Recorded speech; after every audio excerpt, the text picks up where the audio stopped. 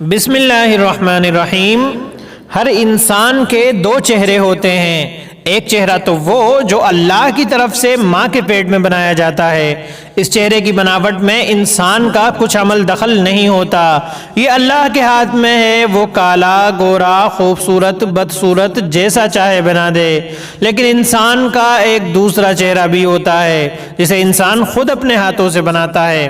اگر وہ فنکار اور آرٹسٹ نہیں بھی ہے تب بھی اسے یہ چہرہ خود ہی بنانا پڑتا ہے۔ یہ چہرہ وہ ہوتا ہے جو ہم اللہ کی نظر میں یا دوسروں کے ذہن میں اپنے اچھے یا برے اعمال سے بناتے ہیں۔ جہاں تک بات ہے پہلے چہرے کی، تو انسان اس کی خوبصورتی سے صرف پہلی مرتبہ متاثر ہوتا ہے، اس کے بعد اگر دوسرا چہرہ بھی اس کی طرح خوبصورت ہوا تو سونے پر سہاگا ہے، ورنہ تو وقت کے ساتھ ساتھ پہلے چہرے کا رنگ پھیکا پڑ جاتا ہے۔ اور ایک وقت ایسا بھی آتا ہے جب پہلے چہرے کی خوبصورتی کے باوجود کوئی شخص بھی اس کی طرف دیکھنا نہیں چاہتا، ہاں نفرت کی نظر سے دیکھنا اور بات ہے۔ پہلا چہرہ اس لیے بھی اہم نہیں کہ یہ دوسرے چہرے کی طرح دائمی نہیں ہوتا، اس کے شباب کی ایک خاص مدت ہوتی ہے جس کے بعد اس پر زوال آ جاتا ہے، اور مٹی میں مل کر اس میں اور مٹی میں کوئی فرق باقی نہیں رہ جاتا۔ جبکہ دوسرے چہرے کا معاملہ ایسا نہیں ہے، یہ اچھا ہو یا برا ہمیشہ آپ کے ساتھ جڑا رہتا ہے، یہ آپ کی زندگی میں بھی آپ کے ساتھ رہتا ہے، اور موت کے بعد بھی اس کو آپ کی شخصیت کے ساتھ جوڑ کر ہی دیکھا جاتا ہے۔ اگر دونوں چہرے ہی بدصورت ہیں تو اس سے بڑے خسارے کی اور کوئی بات نہیں، لیکن اگر پہلے چہرے کی بدصورتی کے باوجود دوسرا چہرہ خوبصورت ہے تو غم کرنے کی ضرورت نہیں کہ آپ کا یہی دوسرا چہرہ آپ کے ساتھ رہنے والا ہے، دنیا میں بھی اور آخرت میں بھی، بلکہ آخرت میں اسی دوسرے چہرے کو ظاہر کر دیا جائے گا اور پہلے سے کہیں زیادہ حسین بنا دیا جائے گا، بلکہ یوں کہیے کہ وہاں پہلے چہرے کو محو کر دیا جائے گا اور اسی دوسرے چہرے سے انسان کی پہچان ہوگی۔ چنانچہ رب تعالی ارشاد فرماتا ہے وجوہ یومئذ ناظرہ الی ربها ناظرہ ووجوہ یومئذ باسرہ۔ سورۃ القیامہ آیت نمبر 22 تا 24۔ اس دن کچھ چہرے تر و تازہ ہوں گے، اپنے رب کو دیکھ رہے ہوں گے، اور کچھ چہرے بے رونق و اداس ہوں گے۔ وجوہ یومئذ مسفرہ ضاحکۃ مستبشرہ ووجوہ یومئذ علیہا غبرہ ترہقها قطرہ اولئک ھم الکفرۃ الفجرہ۔ اس دن کچھ چہرے روشن ہوں گے، ہنس رہے ہوں گے اور خوشی کے مارے دمک رہے ہوں گے، اور کچھ چہرے ہوں گے جن پر غبار پڑا ہوگا، جن پر ذلت و سیاہی چھائی ہوئی ہوگی، یہ کافر و فاجر چہرے ہوں گے۔ سورہ عبس آیت نمبر 38 سے 42 تک۔ یوم تبیض وجوہ وتسود وجوہ فاما الذین اسودت وجوہہم اکفرتم بعد ایمانکم فذوقوا العذاب بما کنتم تکفرون واما الذین ابیضت وجوہہم ففی رحمت اللہ ہم فیہا خالدون۔ جس دن کچھ چہرے سفید اور روشن ہوں گے تو کچھ چہرے کالے سیاہ ہوں گے۔ سیاہ چہرے والوں سے کہا جائے گا کیا تم نے ایمان لانے کے بعد بھی کفر کیا تھا؟ اب اس کفر کا نتیجہ بھگتو جو تم کیا کرتے تھے۔ جہاں تک سفید چہرے والوں کی بات ہے تو وہ اللہ کی رحمت میں ہوں گے اور اسی رحمت میں وہ ہمیشہ رہیں گے۔ سورہ آل عمران آیت نمبر 106 سے 107۔ بطور مثال میں اللہ کی بنائی ہوئی کائنات میں سب سے زیادہ خوبصورت چہرے کی بات کرتا ہوں، یہ محمد مصطفیٰ صلی اللہ علیہ وسلم کا چہرہ ہے۔ یہ صحیح ہے کہ آپ کا پہلا چہرہ بھی اسی طرح سب سے زیادہ خوبصورت ہے جس طرح دوسرا چہرہ۔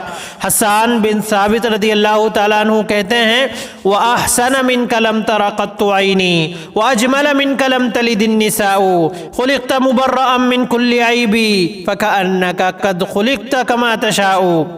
یا رسول اللہ، آپ سی خوبصورتی میری آنکھوں نے دیکھی ہی نہیں، آپ سا حسین و جمیل کسی ماں نے جنا ہی نہیں، آپ ہر نقص و عیب سے پاک پیدا کیے گئے ہیں، ایسا معلوم ہوتا ہے جیسے اللہ نے آپ سے پوچھ پوچھ کر آپ کو بنایا ہو۔ لیکن یہ بھی حقیقت ہے کہ ہم میں سے کسی نے آپ کے پہلے چہرے کو نہیں دیکھا، مگر اس کے باوجود بھی روئے زمین پر سب سے زیادہ آپ کے چاہنے والے موجود ہیں۔ میں آپ سے پوچھتا ہوں یہ کون سے چہرے کا کمال ہے، پہلے چہرے کا یا دوسرے کا؟ آپ کے زمانے میں ہی ایک شخص ابو لہب نام کا بھی رہتا تھا، کہتے ہیں بہت ہی حسین و جمیل تھا، اس کا چہرہ انار یا انگارے کی طرح سرخ تھا اور اسی لیے اسے ابو لہب کہا جاتا تھا۔ یہ تو اس کے پہلے چہرے کا حال ہے، مگر اس کا دوسرا چہرہ کیسا تھا؟ بھیانک، بہت ہی زیادہ بھیانک۔ میں آپ سے پوچھنا چاہتا ہوں آج ابو لہب کا نام سن کر جو چہرہ آپ کے سامنے آتا ہے وہ کون سا ہے، پہلا والا یا دوسرا والا؟ یہ بلال حبشی ہیں، ان کا پہلا چہرہ کیسا تھا یہ نام سے ہی ظاہر ہے، مگر آپ بتائیے کہ ان کا نام سنتے وقت ان کا کون سا چہرہ سامنے آتا ہے، پہلا والا یا دوسرا والا؟ بلکہ اگر کتابوں میں نہ لکھا گیا ہوتا کہ وہ کالے تھے تو ہم سوچ بھی نہیں سکتے تھے کہ وہ کالے تھے۔ یہ کعبے کے مفتی عطا ابن ابی رباح ہیں، ان کے زمانے کے سارے علماء تابعین ان کی عظمت کرتے ہیں اور آج بھی ان کا احترام ہمارے دلوں میں ہے۔ معلوم ہے ان کا پہلا والا چہرہ کیسا تھا، ایسا کہ شاید آپ اس کی طرف خوش دلی سے نہ دیکھ سکیں، لیکن اس کے باوجود وہ ہمارے دلوں میں زندہ ہیں۔ تو کس چہرے کی بنا پر، پہلے چہرے کی بنا پر یا دوسرے کی بنا پر؟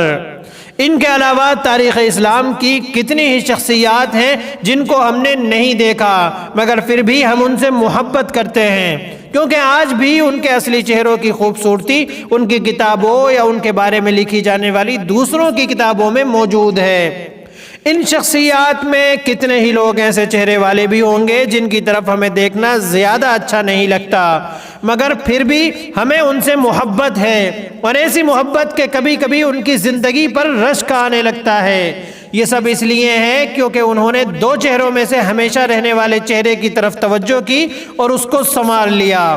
اس لیے ہر انسان کو پہلے چہرے سے کہیں بڑھ کر دوسرے چہرے کی طرف متوجہ ہونا چاہیے اور ہر حال میں اسی کو سنوارنے کی کوشش کرنی چاہیے۔ اگر پہلا چہرہ خوبصورت ہے تب بھی، اور پہلا چہرہ خوبصورت نہیں تب بھی۔ پہلا چہرہ خوبصورت ہونے کی شکل میں تو اس لیے کہ اس وقت آپ کو پہلے چہرے کی طرف توجہ دینے کی ضرورت ہی نہیں، کیونکہ پہلے سے ہی اللہ نے اسے خوبصورت بنا رکھا ہے۔ بس اگر آپ کا ظاہری چہرہ خوبصورت ہے لیکن باطنی چہرہ بدصورت ہے تو یہ آپ کی شخصیت میں بہت بڑا عیب مانا جائے گا، اور پہلے چہرے کے بدصورت ہونے کی صورت میں اس لیے کہ آپ اس کمی کو اپنے دوسرے حقیقی چہرے کو خوبصورت بنا کر پورا کر سکتے ہیں۔ ایسے میں انسان کے لیے دوسرے چہرے کو سنوارنے کی ضرورت مزید بڑھ جاتی ہے، جبکہ دوسری بات یہ ہے کہ پہلے چہرے کی طرف زیادہ توجہ کرنا ہی فضول ہے، کیونکہ آپ اس میں چاہ کر بھی کچھ تبدیلی نہیں لا سکتے، جبکہ دوسرے چہرے کا معاملہ ایسا نہیں، وہ پورے طور پر آپ کے ہاتھ میں ہے، جیسا چاہیں آپ بنائیں۔